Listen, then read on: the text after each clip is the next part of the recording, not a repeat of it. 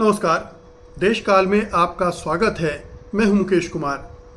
दोस्तों, भारतीय जनता पार्टी की एक आईटी सेल है और उसके चीफ हैं अमित मालवी। अमित मालवी संजय कुमार पर टूट पड़े हैं। संजय कुमार कौन हैं?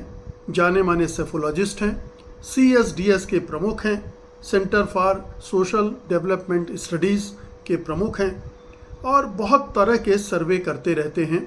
केवल चुनावी सर्वे ही नहीं, चुनाव से इतर भी समाज की नब्ज पकड़ने के लिए, मतदाताओं की नब्ज पकड़ने के लिए वो विभिन्न मीडिया संस्थानों के साथ मिलकर लगातार सर्वे करते रहे हैं।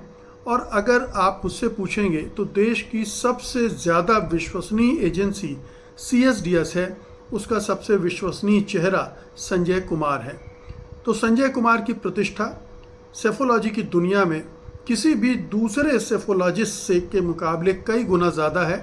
मैंने अपने टेलीविज़न करियर में बहुत सारे सेफोलॉजिस्ट के साथ काम किया है, लेकिन पाया है कि संजय कुमार सबसे ज़्यादा विश्वसनीय है। और ठीक है कि कई बार उनके भी जो प्रिडिक्शन हैं वो गलत साबित होते हैं और शायद इसी वजह से उन्होंने सीटों की प्रिडिक्शन करना बंद भी कर दिया था। लेकिन बहुत सटीक उनका ऑब्जर्वेशन होता है, उनका सर्वे होता है और उसको तमाम जो बड़े प्रतिष्ठित देश विदेश के जर्नल हैं, देश विदेश के रिसर्चर हैं, वो सब इस्तेमाल करते हैं। करीब 50 साल हो गए होंगे इस संगठन को बने हुए, तब से ये लगातार काम कर रहा है और सोशल साइंस की दुनिया में इसकी अपनी एक प्रतिष्ठा है, अपनी एक साख है। सोशल साइंस से जुड़े रिसर्च पर बहुत सारे सोशल साइंटिस्ट इस संस्थान से जुड़े हैं। पहले जुड़े थे, बाद में रजनी कोठारी एक ज़माने में बहुत नामी गरामी व्यक्ति होते थे जिनका इस संस्थान को स्थापित करने में योगदान रहा है।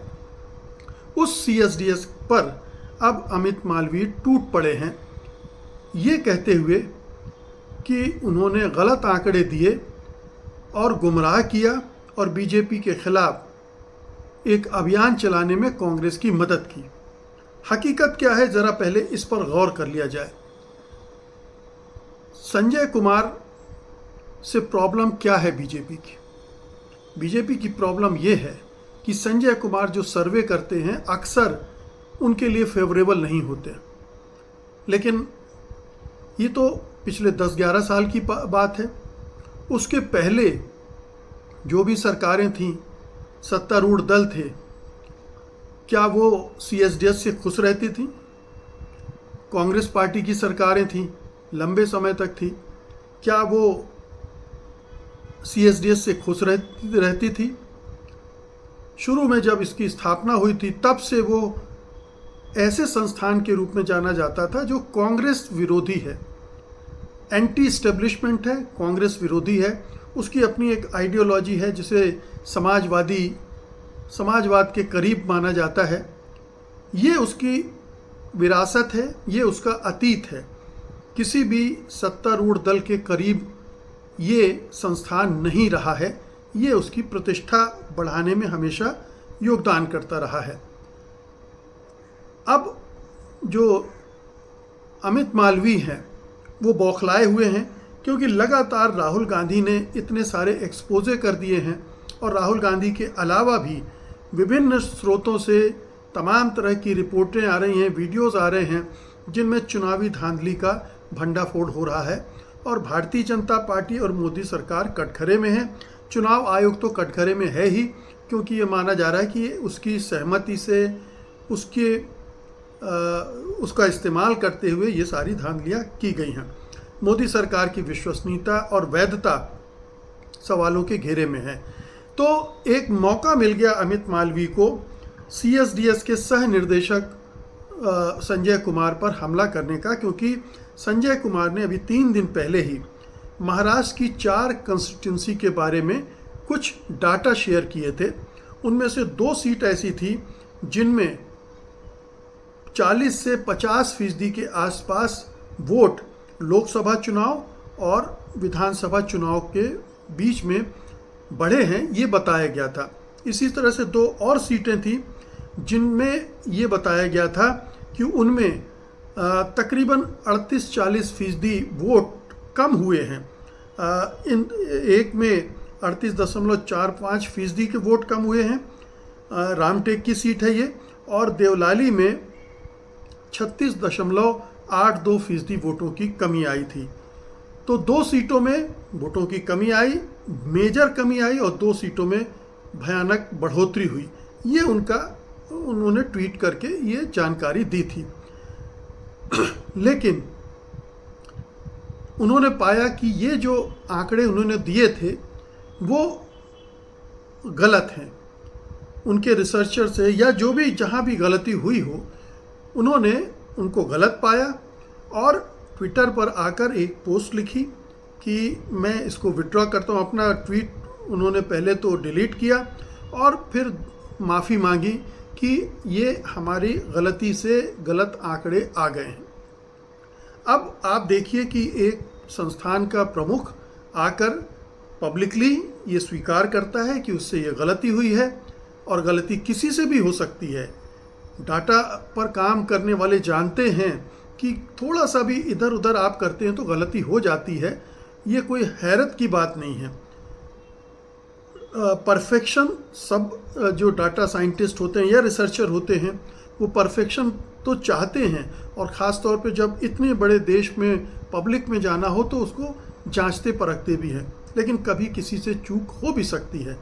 बड़प्पन इसमें होता है कि आप उस चूक को, उस गलती को सार्वजनिक रूप से स्वीकार करें और उसके लिए माफ़ी भी मांगे, जो कि संजय कुमार ने किया।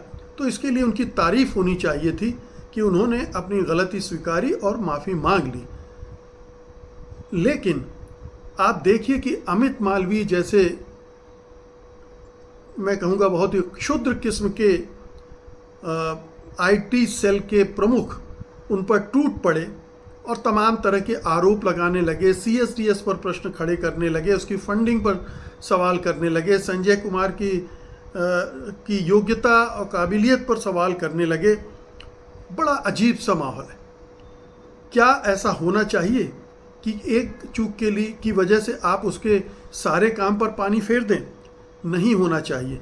और ख़ास तौर पर आपत्तिजनक तब और लगता है जब ऐसा व्यक्ति ये कहे, दूसरे को चोर बताए या दूसरे के खिलाफ इस तरह का अभियान चलाए। ये साफ जो हमेशा फर्जी खबरों को फैलाने के लिए कुख्यात रहा हो, जिसको बार बार फर्जी खबरें फैलाने के लिए पकड़ा गया हो, उसकी सोशल मीडिया पर ज़बरदस्त निंदा हुई हो, ऐसा व्यक्ति और ऐसा संगठन अगर इस तरह की बात करे तो फिर आप क्या कहेंगे? अभी हाल में ही, ज़्यादा पुरानी बात नहीं है, जब अमित मालवीय ने तुर्की में कांग्रेस पार्टी का दफ्तर खुलवा दिया था और रिपब्लिक टीवी के चैनल अर्नब गोस्वामी ने अमित मालवीय के इस ट्वीट के आधार पर कांग्रेस का खूब मजाक उड़ाया था। कई और चैनल भी इसमें शामिल हो गए थे। लेकिन हकीकत क्या थी? कांग्रेस का कोई दफ्तर तुर्की में नहीं था। वो कांग्रेस के नाम से वहीं का दफ्तर था। कांग्रेस नाम तो कई जगह इस्तेमाल होता है। अमेरिका की संसद का नाम भी कांग्रेस है, तो क्या वो कांग्रेस का ऑफिस हो गया? तो इसकी पोल खुल गई और ज़बरदस्त तरीके से उनकी निंदा भत्सना हुई। उनके खिलाफ, उनके और अर्नब गोस्वामी दोनों के खिलाफ बेंगलुरु में एफआईआर भी दर्ज हुई। लेकिन मालवीय ने आज तक उस झूठ के लिए, उस फर्जी खबर के लिए माफ़ी नहीं मांगी है, ना ही उसको वापस लिया है, और ये लगातार वो करते रहे हैं। उन पर लगातार इस तरह के आरोप लगते रहे हैं। अभी 2023 में भी उन पर एक और फेक न्यूज़ फैलाने का आरोप लगाया था।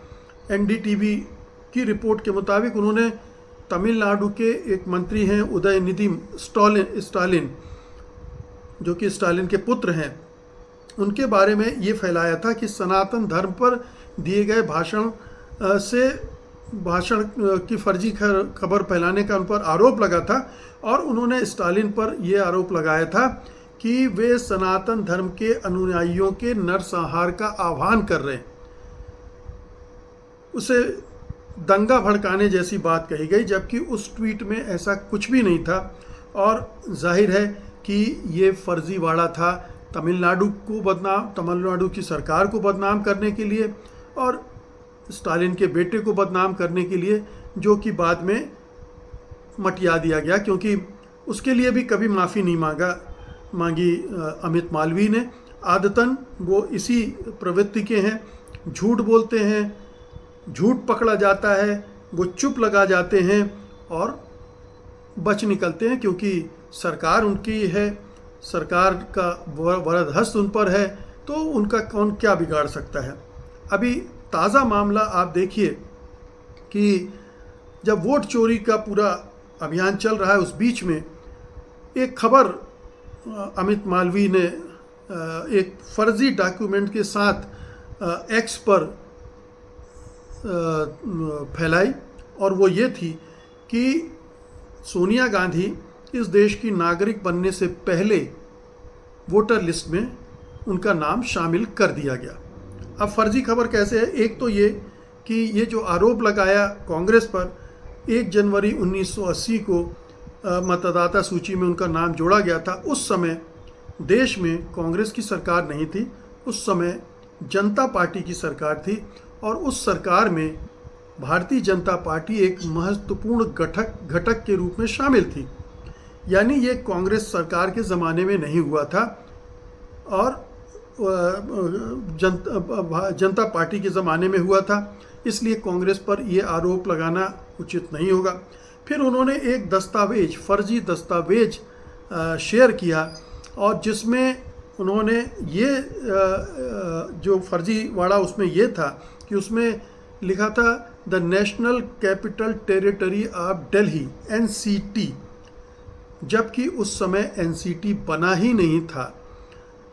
NCT 1991 में जो जाकर बना था, उसके पहले तक दिल्ली यूनियन टेरिटरी होती थी। तो ये फर्जीवाड़ा अभी हाल का है और ये लगातार इस तरह के फर्जीवाड़े में फंसते रहे हैं लेकिन गोल कर जाते हैं। अमित मालवीय के खिलाफ स्क्रॉल और ऑल्ट न्यूज़ ने एक रिपोर्ट भी प्रकाशित की थी जिसमें अमित मालवीय के 16 कारनामे गिनाए गए थे।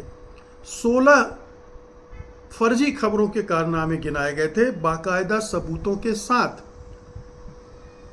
तो जो सीरियल ऑफेंडर है, जो लगातार इस तरह की हरकतें कर रहा है, लगातार झूठ बोल रहा है, झूठ फैलाने की फैक्ट्री चला रहा है, बनाने और फैलाने की कुख्यात है जो इस मामले में हम सब जानते हैं कि बीजेपी की IT सेल क्या करती है। उसका काम ही है झूठी खबर फैलाना और लोगों का चरित्र हनन करना। इस मौके का इस्तेमाल भी अमित मालवीय, संजय कुमार और CSDS को बदनाम करने के लिए कर रहे हैं।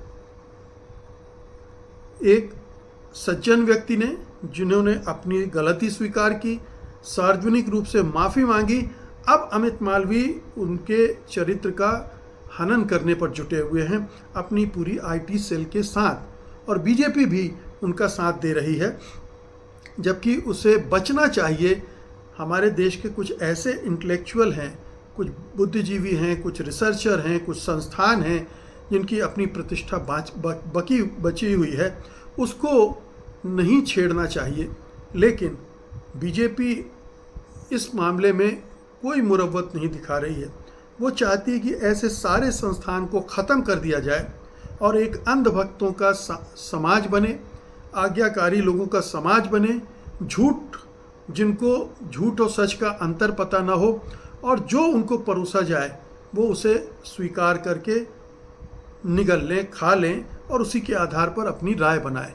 तो ये पूरा अभियान जो अमित मालवीय चला रहे हैं संजय कुमार के खिलाफ, दरअसल उस अभियान का उद्देश्य संजय कुमार को बदनाम करके उस पूरी कम्युनिटी को बदनाम करना है और ऐसे तमाम संस्थानों को संदिग्ध बना देना है जो सच्चाई सामने लाते हैं। वो सच्चाई कभी कांग्रेस की हो सकती है, कभी बीजेपी की हो सकती है, कभी किसी तीसरी पार्टी की हो सकती है, लेकिन वो सामाजिक सच्चाई होती है, वो राजनीतिक सच्चाई होती है। उसको इन चश्मों से न देखना चाहिए और ना ही इस तरह के ओछे हथकंडे अपनाए जाने चाहिए जिनसे ऐसे लोगों की बदनामी होती हो। मुझे यकीन है कि अमित मालवीय की जो पहचान है और जिस तरह की प्रतिष्ठा है, उसको देखते हुए उनका ये दुष्प्रचार अभियान फेल हो जाएगा, क्योंकि संजय कुमार और एथेंटिक आंकड़े के साथ जल्द ही हाजिर होंगे। हालांकि कहा यह भी जा रहा है, कुछ लोग कह रहे हैं कि जो आंकड़े उन्होंने शेयर किए वो उन्हें धमकाया गया, इसलिए उन्होंने डिलीट किया और फिर माफ़ी भी मांग ली। लेकिन मुझे नहीं लगता कि इसमें कोई सच्चाई होगी, क्योंकि वो आंकड़े जिन कंस्टिट्यूंसी के उन्होंने शेयर किए हैं अब तो पब्लिक डोमेन में आ चुके थे, वो लोगों के पास हैं। बाद में ट्वीट हटाया गया, लोगों के पास उनकी जानकारी है और वो उन कंस्टिट्यूंसी में जाकर उनको चेक भी कर सकते हैं। अगर वो आंकड़े सही निकले तब तो फिर ये माना जा सकता है कि संजय कुमार को धमकाया गया था इसलिए उन्होंने ऐसा किया। लेकिन अगर वो आंकड़े गलत हैं, जैसा कि संजय कुमार कह रहे हैं कि हमने सही आंकड़े नहीं दिए थे, हमारी गलती थी, तो फिर ये जो आरोप है वो गलत साबित हो जाता है। तो उसमें मुझे संदेह है। लेकिन इसमें कोई संदेह नहीं है कि संजय कुमार ने बड़ी ईमानदारी से अपनी भूल स्वीकार की, माफ़ी मांगी और अमित मालवीय इस मौके का फ़ायदा उठा रहे हैं, उनको टारगेट कर रहे हैं, उनको निशाना बना रहे हैं, उनको बदनाम कर रहे हैं, उनका चरित्र हनन कर रहे हैं, क्योंकि उनका सच उनको सूट नहीं करता, उनकी पार्टी को, उनकी सरकार को, संघ परिवार के एजेंडे को सूट नहीं करता। इसलिए ऐसे प्रतिष्ठित व्यक्ति पर वो निशाना साध रहे हैं। बहुत बहुत शुक्रिया आपका, धन्यवाद, नमस्कार।